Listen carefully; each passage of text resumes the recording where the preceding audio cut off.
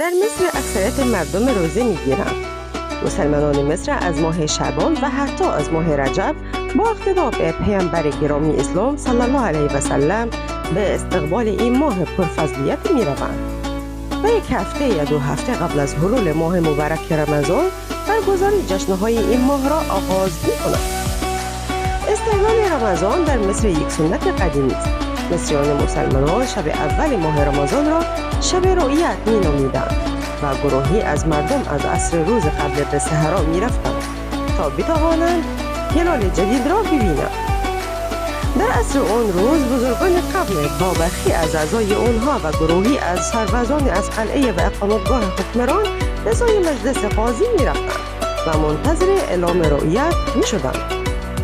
خیابانها از جمعیت پر می شد و مردم در دو طرف خیابان صف می کشیدند و این رجه را که به زیباترین اسبها و مزین شده بود تماشا می کردند.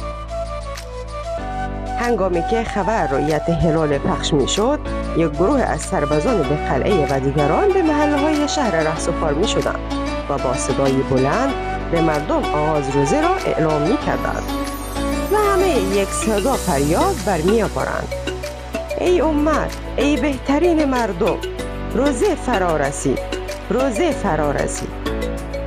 و اگر هلال رؤیت نشود چنین ندا در می دادند: فردا ماه شعبان است و همه افطار کنید، همه افطار کنید. اما اکنون استقلال در این کشور هم مانند بقیه کشورهای اسلامی سوی نهادهای رسمی و مذهبی انجام می شود. در این ماه همه مردم اعم از مسلمانان و غیر مسلمانان جشن می گیرند.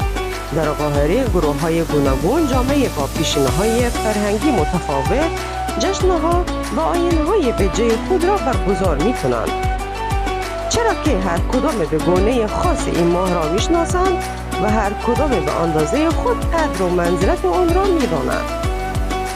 مسلمانان مصر خیابان‌ها، کوچه‌ها و محله‌ها را با چراغ‌های رنگی، فانوس‌ها و پارچه‌هایی که بر روی آن رمضان کریم و شهر رمضان الذی انزل فیه القرآن نوشته شده است آذین می‌بندند.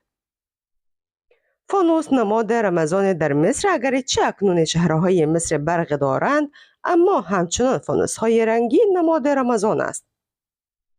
بازار این فانوس‌ها در ماه رمضان داغ است و مردم از آنها برای تزیین خانه‌ها و کوچه‌ها بهره می‌گیرند. کودکان مصری هم با در دست داشتن این فانوس‌ها سرودها و شعرهای معروف این ماه را می‌خوانند.